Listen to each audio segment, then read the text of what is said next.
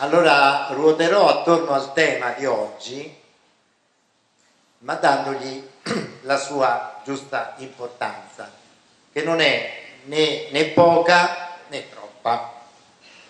Allora io ho cominciato a parlare nei miei testi e nelle mie ricerche di moneta complementare nell'estate del 2005, quando stavo redigendo un libretto, Misteri dell'euro, misfatti della finanza, edito poi da Rubettino, nel quale fondamentalmente sostenevo quello che erano le mie idee, quello che era successo anche nei 25 anni precedenti, cioè dall'errore colossale e non ancora risolto del divorzio fra il Tesoro e la Banca d'Italia del gennaio del 1981 fino a quel momento, che comprendeva già l'ingresso nell'euro con tutte le conseguenze che sappiamo. Allora perché cominciai a parlare di moneta complementare in quello ormai lontano 2005? Perché quando facevamo convegni, conferenze, riunioni con altre persone che più o meno si volevano occupare di problematiche monetarie e condividevano la mia ormai più che 25ennale critica alle scelte del sistema, venivano, quando andava bene, 2 o 3 persone. Avevamo le sale non vuote, di più. E allora io cominciai a ragionare su qualcosa di molto concreto da affiancare al ragionamento di politica economica nazionale e internazionale, di politica monetaria nazionale e internazionale, che aveva caratterizzato le nostre critiche appunto nei decenni precedenti, che peraltro erano stati i decenni della mia carriera dentro e fuori la pubblica amministrazione. Come tutti sanno, io sono entrato nella pubblica amministrazione che ero piuttosto giovane per scelta, poi ne uscii a un certo punto perché avevo litigato e andai a fare tutt'altro no, perché mi occupavo di industrie, insomma facevo il dirigente industriale in società americane e italiane per qualche anno, poi mi hanno richiamato nella pubblica amministrazione perché qualcuno pensava che non avessi tutti i torti e quindi mi avevano fatto direttore generale, che ero abbastanza giovane perché avevo nel 1990 37 anni. Altre battaglie, e ogni volta questi politici si entusiasmavano di queste idee eccetera eccetera, ma poi non se ne faceva niente perché i poteri forti, i sottobanchi, i servizi, i cosi, gli interessi, le banche, le superbanche, c'era sempre più di qualcuno che chiaramente non approvava un eventuale inizio di cambiamento, perché alle volte in questi sistemi che si muovono lungo le linee di minor resistenza basta cambiare un pochino, cambiare qualcosa e dopo pensate a un grande macigno che rotola verso la valle, no? non lo possiamo fermare, però se riusciamo a modificare la direzione del suo rotolare, forse possiamo evitare che vada a distruggere un villaggio e magari vada da un'altra parte. E questo è in fondo il nostro compito. In questo senso noi crediamo di cambiare la storia fa il suo corso, ma noi possiamo mettere quel tassellino che fa deviare il corso un pochino, ma basta quel decimo di grado che poi porterà il proiettile, il pericolo lontano dalle nostre case, dalle nostre vite, dalle nostre famiglie, oppure dovremo sopportare qualcosa di ancora più tragico e drammatico di quello che abbiamo vissuto in questi decenni. In effetti, fino al gennaio del 1981, la situazione italiana, con tutte le sue problematiche, con tutte le cose drammatiche che erano successe, l'omicidio di Mattei, l'omicidio di Moro, addirittura adesso si sta pensando che anche dietro la morte di Adriano Olivetti ci siano state delle trame, perché era un altro grande italiano che aveva inventato grandi cose e dava fastidio, perché Non ci dimentichiamo che il primo personal computer fu un'invenzione della Olivetti a quei tempi, poi misero da parte in qualche modo Olivetti, che era morto comunque misteriosamente, e la cosa sospetta è che, adesso anch'io sto facendo le mie ricerche, che praticamente avevano, pur essendo strana la morte di questo uomo che aveva appena 60 anni al momento del decesso praticamente sul treno, avevano fatto di tutto per evitare l'autopsia, cosa strana, no? Evitare l'autopsia, però avevano messo da parte lui e avevano detto: ma questa cosa che uno deve avere sul tavolo un computer è una stupidaggine, ma figuriamoci se una cosa del genere può avere successo. Sono ideuzze strane di questi italiani strani che hanno queste idee strane, lasciamo perdere, e poi la storia è andata in un altro modo, come sapete. Però dico, fino al gennaio del 1981 le cose comunque andavano anche macroeconomicamente in un certo modo. Io ricordo fino all'81 il problema era, attenzione, che quest'anno il PIL cresce più del 3,5%, dobbiamo contenere la crescita del PIL, perché se no succede un disastro, se va al 4% succedono dei disastri, e allora dobbiamo contenere la crescita del PIL. Queste amministrazioni, arrivavamo alla settimana fra Natale e Capodanno, stavamo tutti dentro i ministeri per non mandare i soldi in economia, c'erano risorse, bisognava completare investimenti, fare delle cose, eravamo lì nei ministeri finanziari fra Natale e Capodanno perché questi soldi non venissero sperperati, persi, e quindi dovevano essere investiti, le risorse c'erano. E quel modello che stava funzionando, che ci aveva portato a essere la quinta potenza industriale del pianeta, la quarta potenza manifatturiera del pianeta, doveva essere smantellato. Non voglio ripetervi queste storie perché tanto ci sono i miei libri che le raccontano con dovizia di particolari. Ritorno sul discorso della moneta complementare. Il problema qual era? Era quello di attirare gente, visto che in 25 anni di critica serrata al sistema non avevamo convinto nessuno, che sembravamo un po' strani che criticavamo il sistema eccetera, vediamo di mettere un qualcosa che possa interessare, che possa incuriosire, che possa servire innanzitutto, questa era la mia idea principale, a capire cos'è la moneta, come funziona la moneta, che è un simbolo, è un mezzo di scambio, non ha un valore intrinseco, soprattutto dopo il 1971 si è sganciata completamente dall'oro, è un pezzo di carta. Certo, i governi dicono che c'è corso legale, le banche, pur non avendone teoricamente il potere, cioè di emetterne, di crearne della tipologia a corso legale, lo fanno, nessuno dice niente, e poi noi corriamo dietro a questi pezzetti di carta come dei matti per procurarceli, perché se non li abbiamo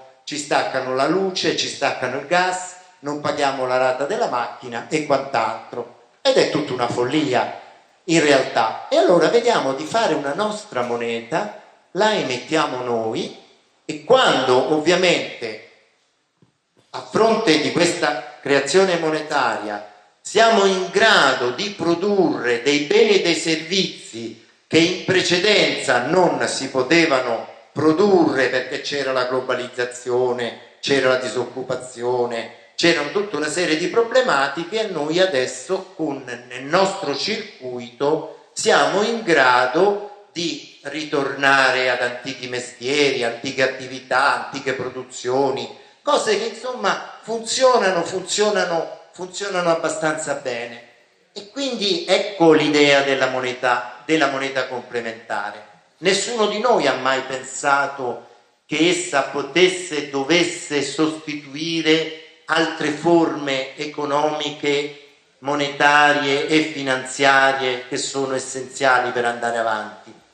Nel frattempo, che cosa è successo appunto dopo il 2005? Perché io ho scritto tanti libri dopo il 2005, io ho sempre lasciato un angoletto per parlare più o meno della moneta complementare, perché la ritenevo e la ritengo importante sia per capire che cos'è la moneta, sia per cominciare a fare qualcosa, darsi un'alternativa, darsi un progetto, anche se le cose non dovessero marciare nel migliore dei modi.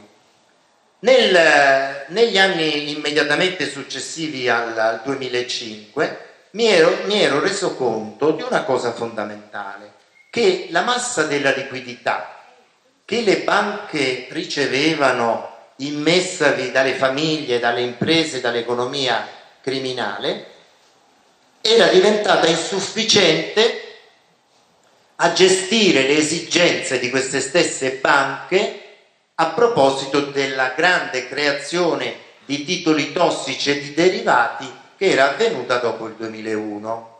Quindi nel 2007, in quel di Santa Marinella, una località balneare vicino a Roma, nel luglio mi chiusi a scrivere un testo che si chiamava Il grande mutuo, le ragioni profonde della prossima crisi finanziaria. Lì ebbi una fortuna che non ebbi nel 92, perché io nel 92 avevo previsto la crisi del sistema monetario europeo, ma la Isedi mi pubblicò il libro qualche settimana dopo che c'era stata la crisi del settembre 92 e quindi ero passato per Maramaldo che uccide un uomo morto. Invece nel 2007 gli editori riuniti avevano già all'inizio dell'autunno stampato questo testo che aveva circolato in certi ambienti creando curiosità per l'originalità del suo approccio. Mi aveva anche chiamato Mario Augias, non so perché sbaglio sempre. Mario Augias mi aveva chiamato a una fortunata trasmissione televisiva tutta dedicata alla presentazione di questo testo, la quale trasmissione ancora si trova sul web e viene ripetuta continuamente, ma poi lui ebbe l'ordine di non farmici andare più lì da lui, perché avevo toccato dei tasti molto pericolosi per il sistema bancario.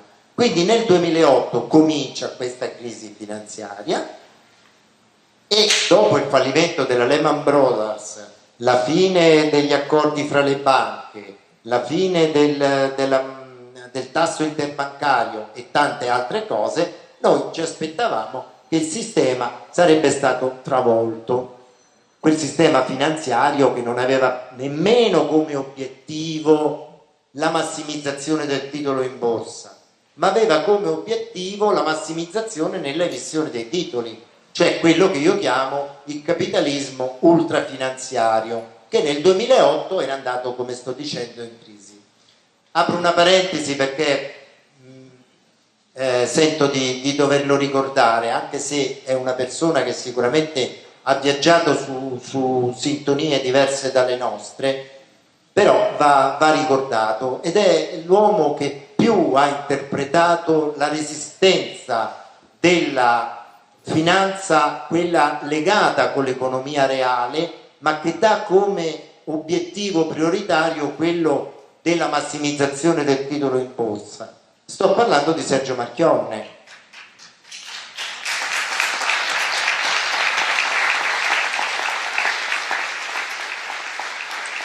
Poiché gli vanno riconosciuti grandi meriti, io ho negli occhi e nelle orecchie le parole dei sindacati americani e degli operai della Chrysler, che gli sono assolutamente riconoscenti, un po' meno i nostri, perché chiaramente l'obiettivo di quel tipo di approccio all'economia è la massimizzazione del titolo in borsa.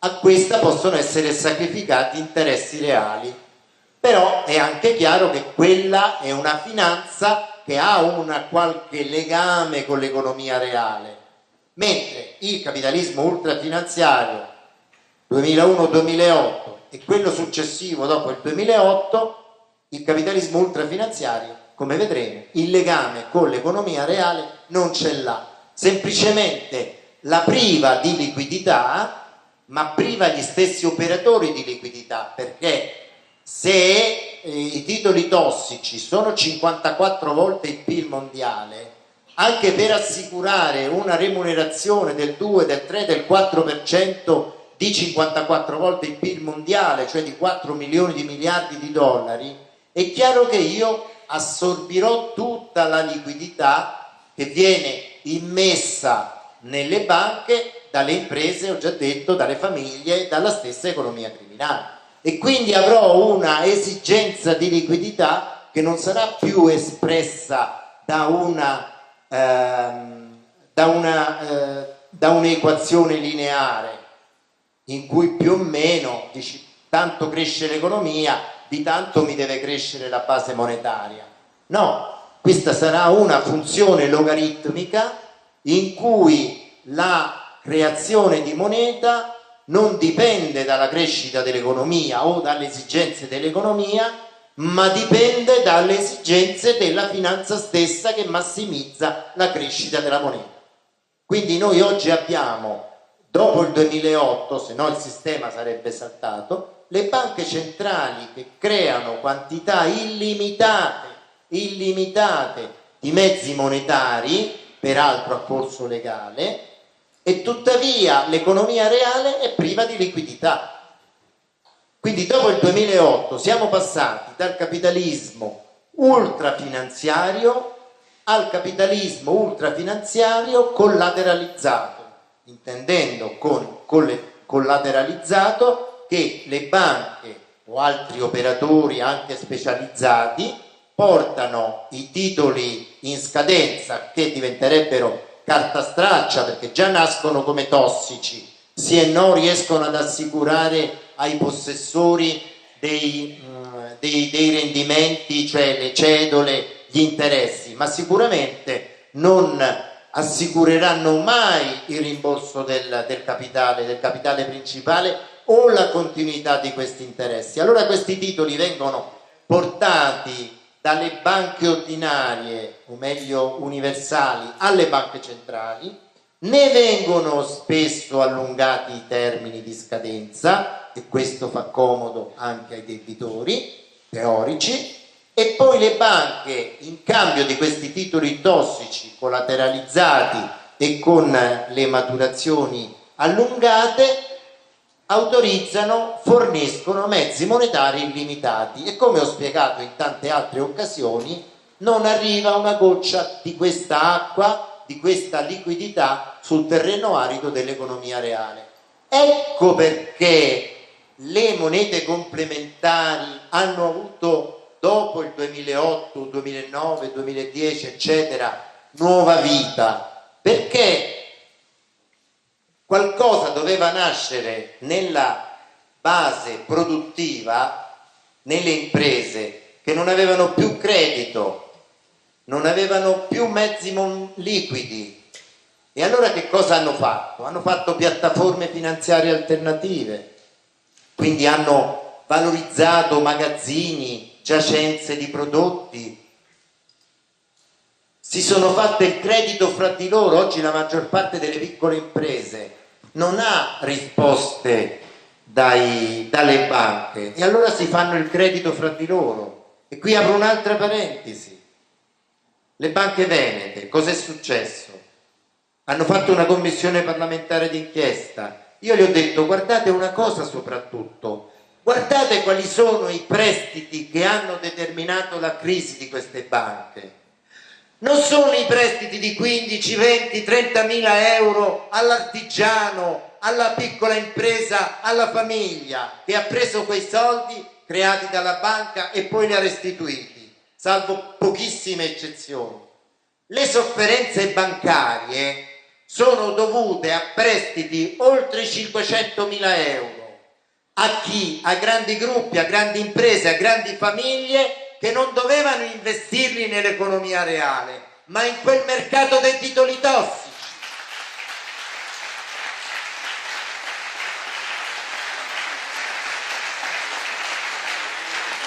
Perché questa cosa non l'hanno voluta vedere, non l'hanno voluta sapere? Si girano dall'altra parte, mettono la testa dentro la sabbia come gli struzzi, o meglio, io dico come gli stronzi, no?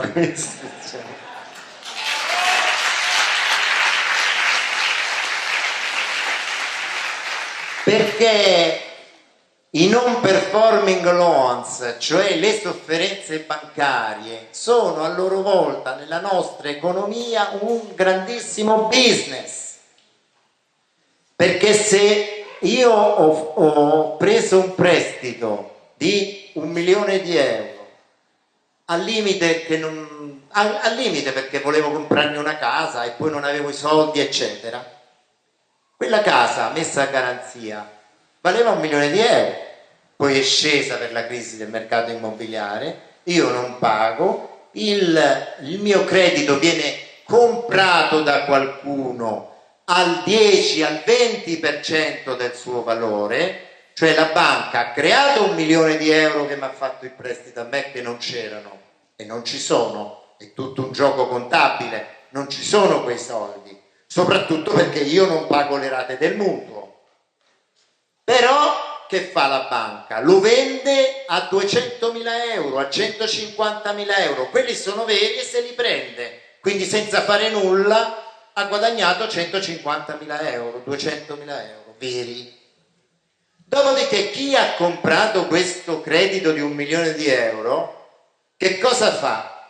Va sul mercato, mette in vendita quella casa, la vende invece che a 1 milione di euro a 400.000 euro, a 300.000 euro, alla fine qualcuno se la compra una casa del valore di 1 milione, magari non è più 1 milione perché c'è la crisi del mercato immobiliare, sarà 800.000 euro, ma se la compra a 300.000 euro, totale. Io che ho fatto il mutuo ho perso la casa e vabbè. La banca ha guadagnato la vendita del credito, chi ha comprato il credito ha guadagnato la differenza fra il valore di vendita dell'immobile e il valore del credito residuo. Allora voi capite perché si stracciano le vesti, perché il debito pubblico di uno Stato supera di una volta il suo PIL, si stracciano le vesti perché ci sono i non performing loans, ma nessuno dice niente che la Deutsche Bank c'ha 70.000 miliardi di dollari di titoli tossici. Poi vanno a raccontare sono diminuiti e le banche italiane stanno bene, perché ma è vero, non c'hanno tante sofferenze le banche italiane, anche perché quando le hanno le vendono e guadagnano sulla vendita delle sofferenze. Ma qual è il problema? Ma anche la Deutsche Bank, il problema non è mica le sofferenze che c'ha, i non performing loans che c'ha la Deutsche Bank, il problema sono i titoli tossici. Quella è la parte di sotto dell'iceberg, quella contro la quale va a sbattere il Titanic di questa economia. Però finché non ci va a sbattere, perché le banche centrali continuano a creare mezzi monetari illimitati e questo sistema continua. Ma è anche vero dall'altra parte che non arriva niente all'economia reale, e allora l'economia reale deve fare due cose. La prima è reagire con sistemi alternativi, monete complementari, finanza fai da te, credito fai da te, eccetera eccetera, ma dall'altra parte non possiamo non interrogarci su quello che deve essere il cambiamento delle nostre società. Perché prendiamo per esempio il 2010-2011, che cosa è successo? I conti italiani non vanno tanto bene, bisogna buttare giù Gheddafi, forse Berlusconi non è troppo d'accordo. Signor Berlusconi, guardi, dobbiamo buttare giù Gheddafi. No. Ah sì, una bella mattina di luglio Berlusconi si alza e vede che il titolo Mediaset è calato del 40%. Oddio, che è successo? Signor Berlusconi, buongiorno, ha visto è calato il titolo del 40%, adesso si fa come diciamo noi, non come dice il governo italiano da lei presieduto. D'accordo? D'accordo. Lei si dimette? Mi dimetto. Chi mandiamo su? Ma andiamo a pescare qualcuno, uno a caso, Mario Monti. Mario Monti ci ha massacrato.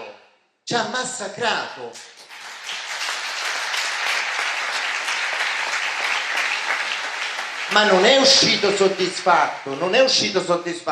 Primo perché è cominciata una reazione fortissima della base, della gente, i forconi, i 5 Stelle, le proteste. E noi per la prima volta, a partire dal 2010, non avevamo più 4, 5, 10 persone, avevamo decine, centinaia, migliaia di persone che ci venivano ad ascoltare. Stava avvenendo il cambiamento, hanno dovuto prendere Monti e dargli un calcio, buttarlo via, perché non perché lui con l'austerity ci ha scassato la pubblica amministrazione, perché quello era un suo obiettivo, perché l'obiettivo dell'austerity, della spending review, non è di sanare i conti pubblici, ma di peggiorarli, perché più i conti vanno male, più i conti dello Stato vanno male, e più è facile aumentare la vorticosa vendita, trasformazione, eccetera, di titoli. Questo è il capitalismo ultrafinanziario. Nel capitalismo finanziario, nel capitalismo normale, il debitore deve stare bene, deve essere spolpato, deve pagare alle banche, deve pagare ai creditori, deve pagare. Anche gli stati sono stati ridotti dopo il 1981 in Italia al rango di qualunque disgraziato che ha bisogno di soldi e si va a indebitare per averli, col cappello in mano dalle banche. Però il problema è che in quel capitalismo, e tutto sommato, se il debitore sta bene, mi paga la cedola annuale, poi mi rimborserà il capitale e me lo tengo stretto. Nel capitalismo ultrafinanziario invece è il contrario, il debitore deve stare male, deve essere inaffidabile, deve essere sull'orlo del default, deve soffrire, non deve essere messo in condizione di pagare, perché così il creditore venderà il titolo, magari lo svenderà e chi lo comprerà saprà che è un titolo che non vale niente, ma non si guadagna sul valore di questi titoli che è carta straccia, ma su ogni singolo movimento che avviene non perché si fanno delle valutazioni economiche, di politica economica, si fanno perché ci sono degli algoritmi matematici affidati a informatici, eccetera, i quali determinano questa vorticosità degli scambi. E se si guadagna un centesimo, mezzo centesimo su questa operazione, moltiplicata per miliardi e miliardi di volte, il super manager alla fine si guadagna, oltre lo stipendio, quei 50-60 milioni di euro, di dollari, e che se li va a godere nei paradisi fiscali, poveretto. Questa è la situazione della quale stiamo parlando. Allora, la delusione di Monti non è stata solamente, poverino, che l'hanno buttato fuori così, con la stessa logica e metodi che avevano buttato fuori quell'altro corso di Berlusconi, ma perché non aveva realizzato tutto il suo progetto, che si condensa in una frase: il successo dell'euro? La Grecia. Così disse Monti. Ma questa frase va capita. Più grande successo dell'euro? La Grecia. Certo, cioè che vuol dire? Che tutti i paesi, almeno quelli latini, dovevano essere ridotti come la Grecia, a non avere le medicine, a chiudere le amministrazioni, a non avere più un soldo. Però anche in Grecia, prima degli errori del 2015, era stata emessa una moneta complementare piuttosto importante, il Civic, di cui parlo nei miei libri, cioè l'amministrazione, le pubbliche amministrazioni che non avevano più un euro emettono questi Civic. Un Civic valeva circa 50 euro e si dava al disoccupato, che così non era più disoccupato, e sistemava la strada. Poi si apriva un asilo nido supplementare, che non c'era prima, un nuovo asilo nido, e si diceva ai genitori: pagate solo 100 euro al mese di retta, però la metà me li dovete pagare in Civic. E che sono sti Civic? Vale a comprare al disoccupato. Allora il genitore, che doveva pagare 100 euro l'asilo a prezzo politico, 50 ci comprava il Civic dal disoccupato e dava al comune 50 euro e un Civic. Totale: disoccupati avevano gli euro, non erano più disoccupati, il comune senza sborsare un euro aveva sistemato le strade e dato un reddito ai disoccupati, si era aperto l'asilo nido supplementare e il comune, senza tirare fuori €0,5 perché non ce l'aveva, era riuscita a fare tutte queste cose: dare lavoro e reddito ai disoccupati, sistemare le strade e aprire l'asilo nido. Quando è andato su Varoufakis, che si diceva la Grecia esce dall'euro, lui è andato a sfidare la Merkel e c'aveva la tesserina elettronica, dicendo abbiamo la nuova valuta greca. Però che cosa è successo? Che quando i greci, dopo che la Merkel ha raccolto la sfida e gli ha detto vediamo come uscite dall'euro, andavano ai bancomat e non usciva niente perché Draghi aveva chiuso i rubinetti, contravvenendo al suo dovere nei confronti delle banche, che doveva rifornire illimitatamente di liquidità, come abbiamo visto, anche se erano greche, anche se non obbedivano agli ordini della Troica in quel momento, le doveva continuare a rifornire, era il suo dovere, non l'ha svolto questo dovere, ha chiuso i rubinetti. I greci sono andati ai bancomat a prendere gli euro e non usciva niente. Grecia in ginocchio, perdono, vogliamo la Troica, ridateci gli euro. Ma se da quei bancomat fossero uscite le nuove dracme, adesso la Grecia si era salvata. Cazzo!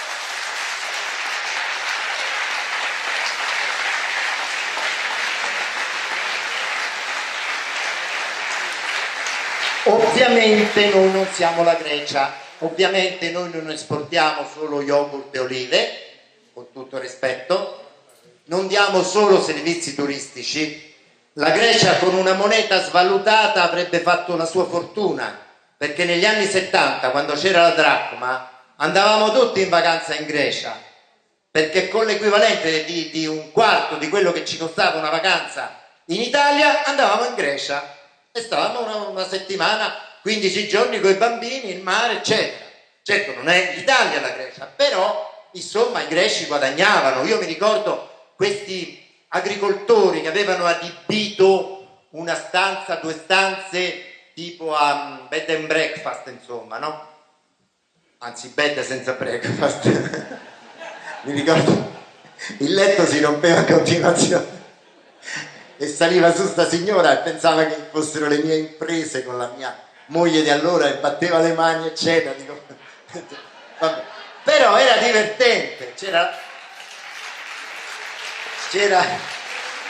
l'asinello lì, poi prendevi una macchinetta, in 5 minuti arrivavi in un mare bellissimo, se da quella parte c'era il vento andavi dall'altra parte, alla fine della vacanza gli lasciavi 150-200 mila lire e questi prendevano sti soldi, quasi ti baciavano le mani, perché per loro 200 mila lire era una somma enorme, capisci? Questo è il discorso della valuta. Per la Grecia sarebbe stata una mano santa uscire dall'euro e avere le nuove dracme, ma invece non è andata così, sappiamo com'è andata.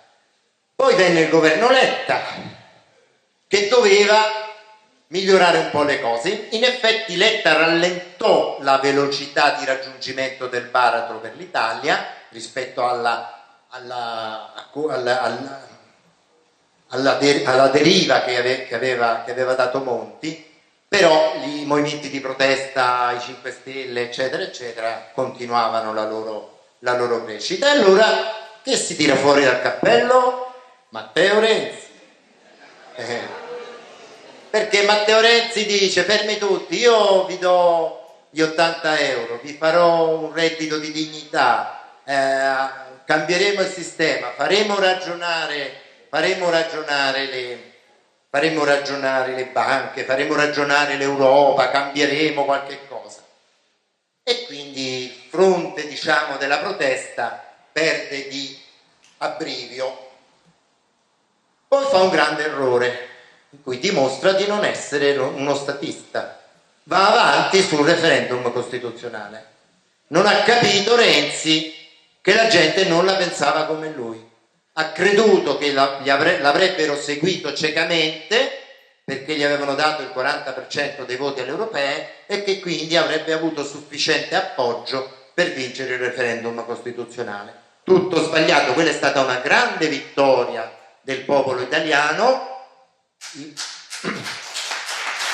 però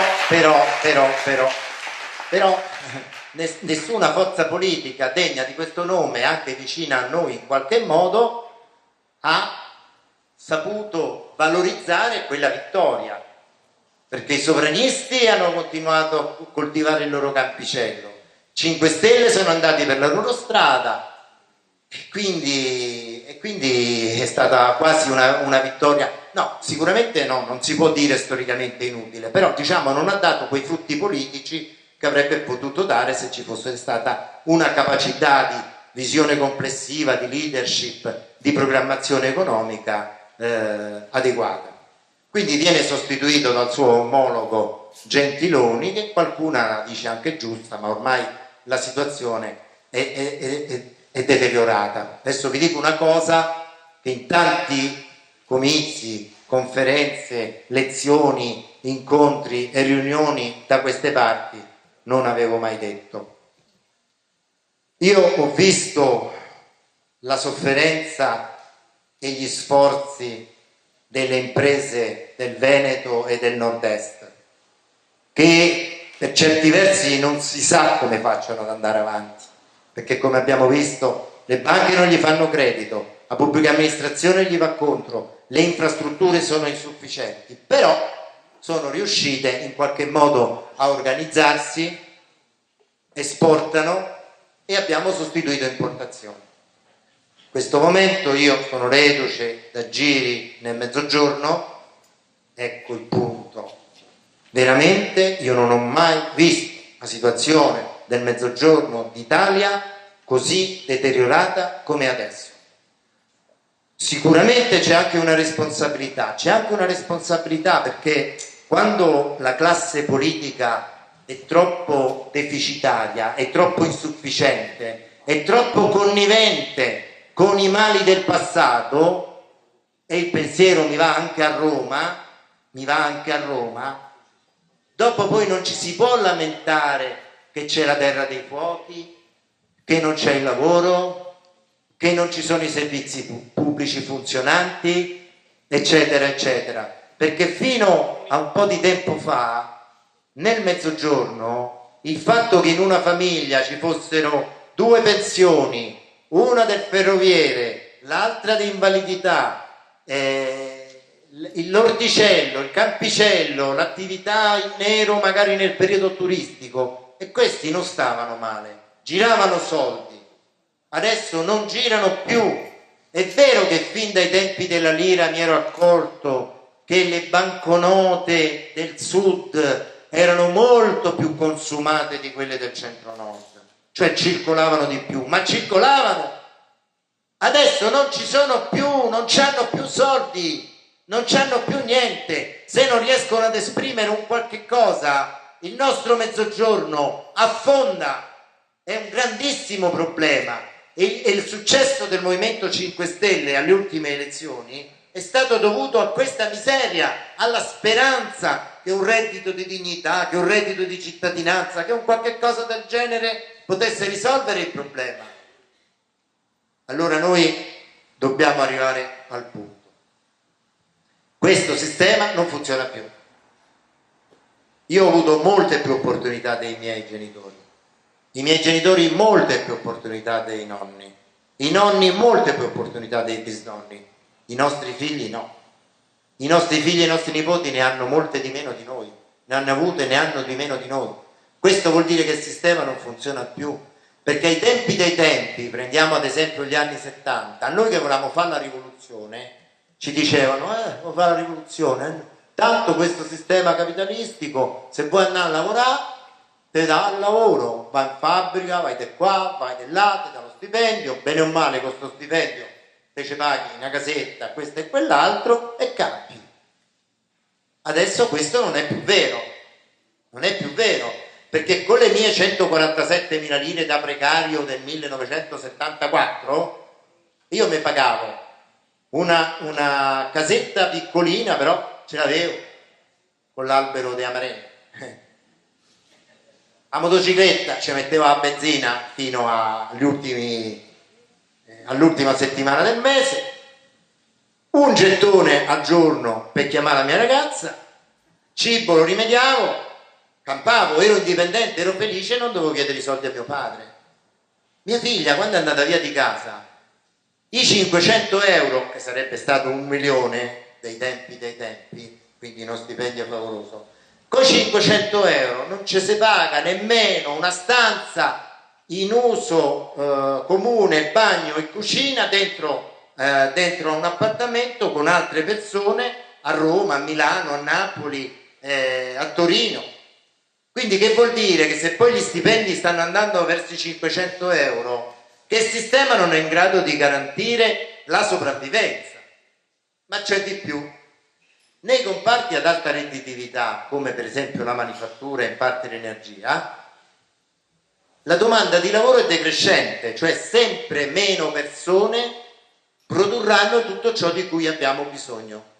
Quindi qui è ovvio, come dice il programma COE, che dobbiamo ridurre l'orario di lavoro a parità di stipendio.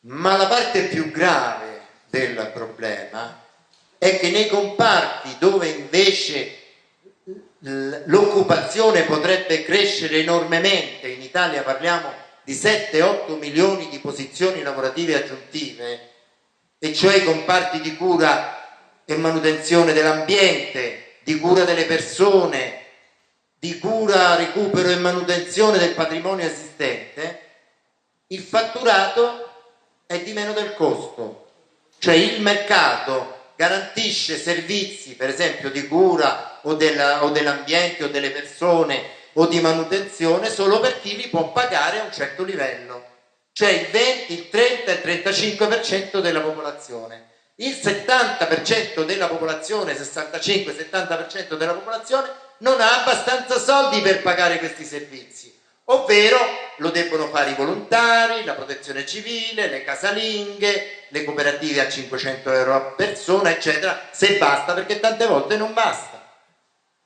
E quindi questo è il problema che dobbiamo risolvere. Quindi occorre un nuovo sistema economico che non è basato sul profitto, ma è basato sulla mutualità, è basato sulla progettualità, sul valore umano, sullo scambio e su quello che sono i grandi cambiamenti a livello monetario, che non è solo la moneta complementare, è anche la moneta complementare, ma è una profonda riforma del sistema bancario, per cui soprattutto le piccole banche, come fa la Germania, non ci stiamo inventando niente, possano e debbano esclusivamente fare credito sul territorio per le attività produttive.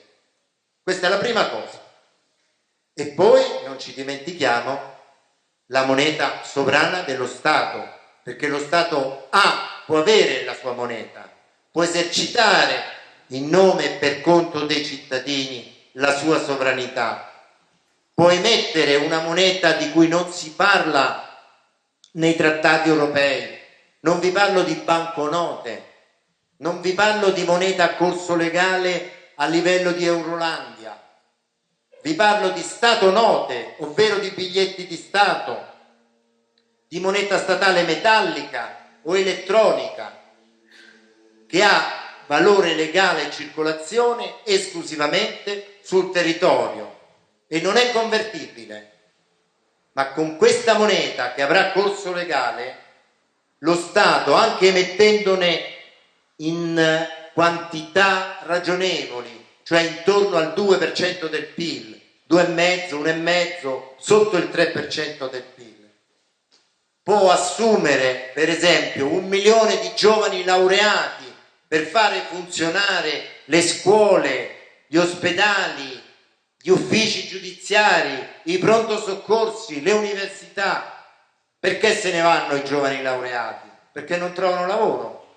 Non è che ci vuole uno scienziato per scoprire una cosa del genere, ma è un fatto gravissimo che noi formiamo un giovane, gli diamo decenni di formazione qui da noi, che si sa che la scuola e l'università italiana, nonostante le difficoltà, è una delle migliori, sono fra le migliori del mondo, e poi vanno a dare valore aggiunto all'estero e poi magari torneranno qui da pensionati, forse.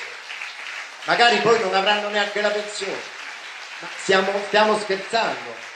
Un paese, e parlo anche dei paesi africani, quando fa emigrare le risorse si impoverisce. Questi paesi che ci mandano i loro ragazzi che magari hanno studiato, che sono giovani, che sono sani, che sono cresciuti e arrivano qua da noi, quel paese là si impoverisce con l'immigrazione, mentre noi ci impoveriamo mandando via i nostri giovani. Allora lo sapete, e concludo, quanto costa assumere a 1.500 euro al mese 1 milione di giovani laureati nella pubblica amministrazione attraverso corsi e concorsi? Costa 25 miliardi, ma 25 miliardi per un paese come l'Italia è una goccia di acqua del mare per il nostro PIL, per la nostra spesa pubblica. E allora perché non si fa? Io mi auguro che questo governo, tra le prime cose che intraprenderà con l'autunno, sia quello di ritornare alla carica con la moneta sovrana, la moneta parallela come la chiamo io. Poi vogliamo fare i mini bot di Borghi, poi vogliamo fare i certificati di credito fiscale, va bene, sono più arzigogolati, ma vanno bene pure loro, purché si facciano la riforma bancaria.